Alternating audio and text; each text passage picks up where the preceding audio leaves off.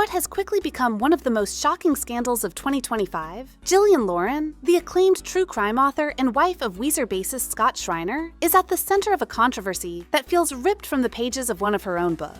On April 8th, the usually quiet, tree-lined streets of Eagle Rock, Los Angeles, were thrown into chaos when an LAPD search for hit-and-run suspects took an unexpected turn, ending in Jillian Lauren being shot by police and arrested for alleged attempted murder after she reportedly aimed a handgun at officers in her backyard. The story reads like a Hollywood thriller, but it's real, very real, and the fallout is already massive. According to official LAPD statements, officers were canvassing the area following reports of a violent hit-and-run when they entered the backyard of the residence shared by Jillian Lauren and Scott Schreiner.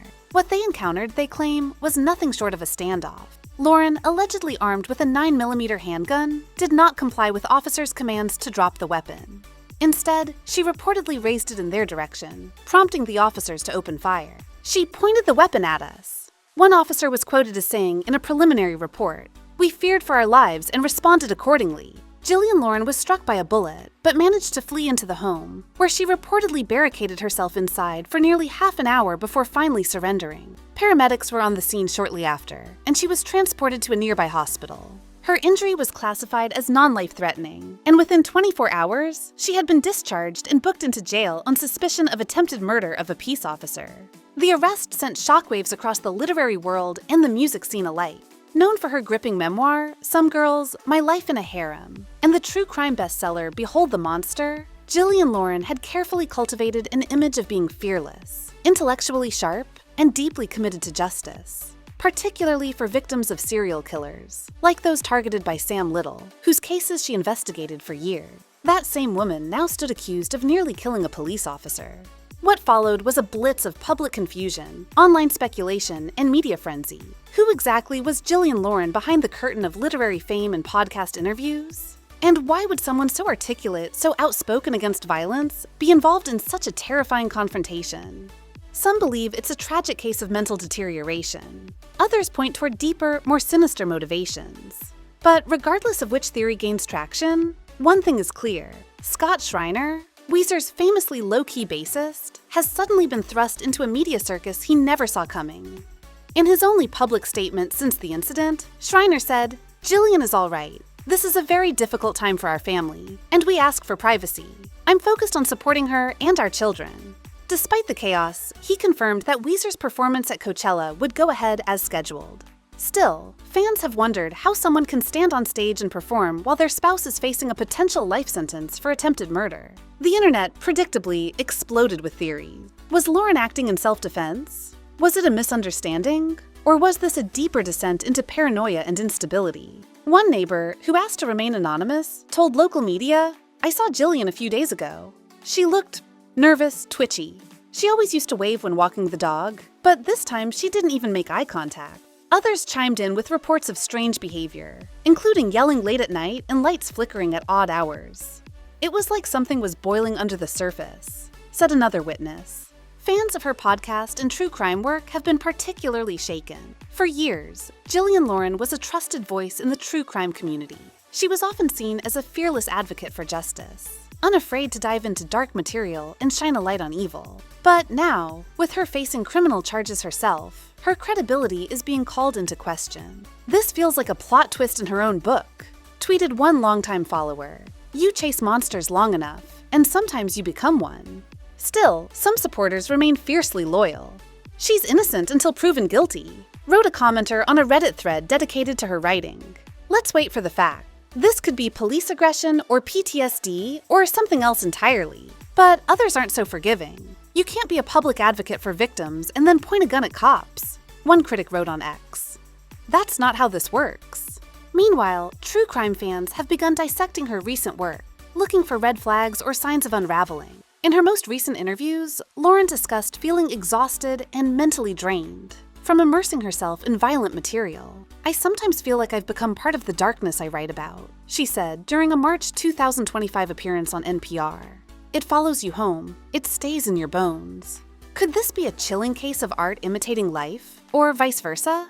For those close to the couple, the concern goes beyond legal implication. Jillian Lauren and Scott Schreiner are parents to 2 adopted children, both under 15, and sources say they were present during the incident. "It's the kids who are the real victims here," said one friend of the family.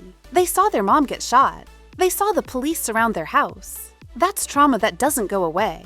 Even more unsettling are emerging details from LAPD investigators. According to reports, officers found a shell casing near where Lauren was standing, and video evidence appears to show that she fired at least 1 shot before being hit. This contradicts early theories that she may have simply been holding the gun without using it. If confirmed, the case for attempted murder becomes significantly stronger. Still, the question lingers. Why?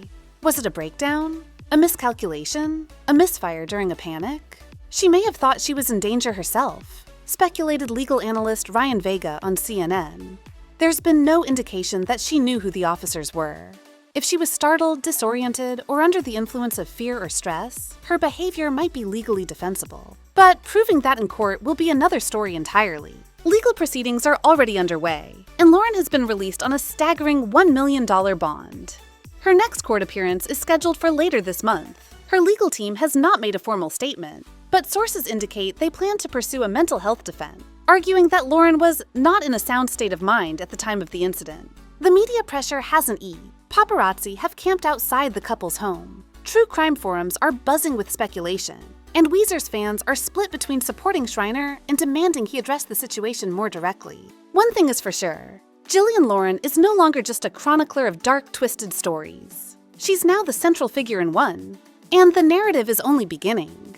As the days unfold and more details emerge, the case of Jillian Lauren will likely dominate headlines, podcasts, and gossip shows for weeks, if not months, to come. For someone who built a career studying the darkest impulses of others, it is an unthinkable irony to now be under the microscope herself. Whether she's guilty, misunderstood, or tragically unraveling under the weight of her own obsessions, one thing is undeniable. The woman who once wrote about monsters may now be one in the eyes of the world. And while the legal wheels turn slowly, the court of public opinion is already delivering harsh verdicts. Several publishing houses and media partners have reportedly put their ongoing projects with Jillian Lauren on indefinite pause. A scheduled documentary series based on Behold the Monster was quietly shelved, and rumors suggest that at least one major streaming platform has pulled out of a potential adaptation deal.